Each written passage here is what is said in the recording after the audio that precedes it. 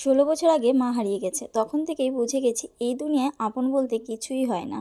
সবই মোহমায়া, আর কিছুই না। কর্ম যদি তুমি না করতে পারো, এইখানে কেউ ভালোবাসবে না। আত্মীয় স্বজন, ফ্যামিলির লোক বলো, বাবা মা বলো, কেউই তোমাকে ভালোবাসবে না। যতক্ষণ তোমার কর্ম আছে, পকেটে পয়সা আছে, ততক্ষণ তুমি সবার কাছে আদর, যত্ন, ভালোবাসা, আপ্যায়ন সব পাবে। যখন দুটোর মধ্যে কিছুই থাকবে না, তখন তুমি অবহেলা, বকা ছাড়া আর কিছুই পাবে না। তো এইখানে বিনা স্বার্থে এইটুকু বুঝে গেছি, হারে হারে কেউ ভালোবাসে না। তো সবাই সবার স্বার্থ নিয়ে থাকুক না, আমি সবার থেকে আলাদা থাকি। যতদিন আছি ততদিনই এই অভিনয় জগতে একটু অভিনয় করে যাই। তো জানি না, ছোটো মুখে অনেক বড় কথা হবে। ছোটো থেকে আর কি দেখতে দেখতে না জিনিসগুলো অভ্যাস হয়ে গেছে।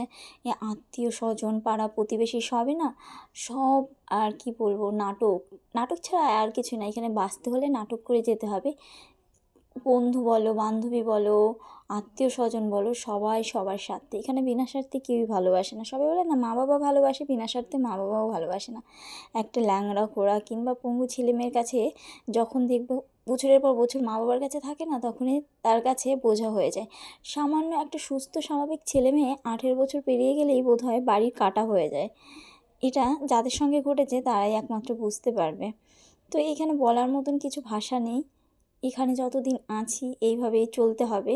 তো সবাই বলে না যে বোধহয় আমি ভালো নেই, আমি সুসাইড করি, আমি মারা যাব, বোধহয় সবাই শান্তিতে থাকবে। এখানে তুমি বেঁচে থাকতেও কেউ তোমাকে শান্তিতে থাকতে দেবে না। তুমি মরে গেলেও তোমার নামে যে সবাই সুনাম করবে তা নয়। ওই একদিন দুদিন সুনাম সবাই করবে, কিন্তু পিছনে না সবাই তোমার দুর্নামও করবে। তো এই মরে যাওয়াটা না ঠিক ভালো না।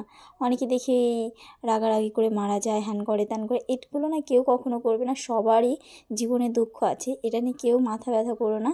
তো সবাইকে বলবো ভালো থেকো।